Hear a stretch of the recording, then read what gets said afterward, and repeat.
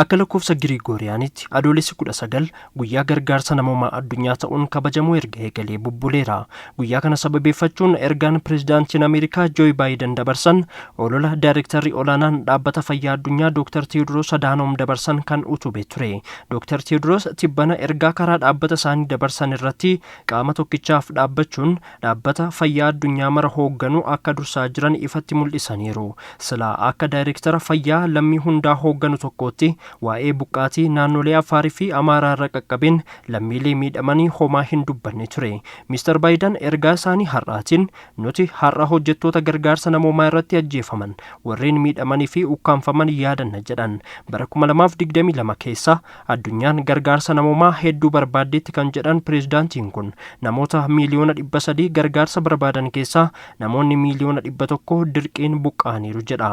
Kutaalee addunyaa gargaarsa barbaadan jedhaniif bulchiinsi isaanis doolaara biiliyoona 13 ramaduu eeruun lammiilee Yuukireen, Afgaanistaan, Soomaaliyaa rakkoo garaagaraa jala jiran kan deeggaru ta'uu akka biyyaatti dubbatan.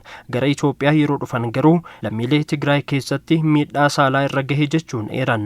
Yuukireen, Afgaanistaanii fi Soomaaliyaa akka biyyaatti waamuun Itoophiyaa garuu akka naannootti qoodanii eeran. Kana bira darbuunis buqqaatota Joordaan, Baangilaadesh, Kolombiyaa fi Yemen jechuunis akka biyyaatti rakkoo namoomaa jiru tuqan. Baayiden rakkoo Itoophiyaa keessatti mudate akka rakkoo qaama tokko qofaatti ilaaluu maaf filatan kan jedhu ajandaa Tiwiitaraa ta'ee jira. Miidiyaalee hedduuf xiinxala kan gumaachitu gaazexeessituu Aan Gaariisan Baayiden guyyaa deeggarsa namoomaa addunyaa ilaalchisee ergaa baasaniin Itoophiyaa dhiisuun Tigraay eeran jette.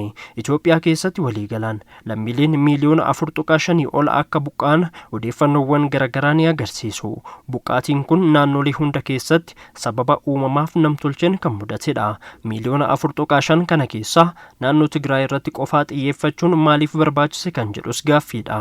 Kun kaayyoo bulchiinsa Baayiden yeroo garaagaraatti mul'achaa jiru kan jabeessu ta'es mul'ateera. Naannoo Tigraayiif malee Itoophiyaa waliigalaaf dantaa akka hin qabnes agarsiisa.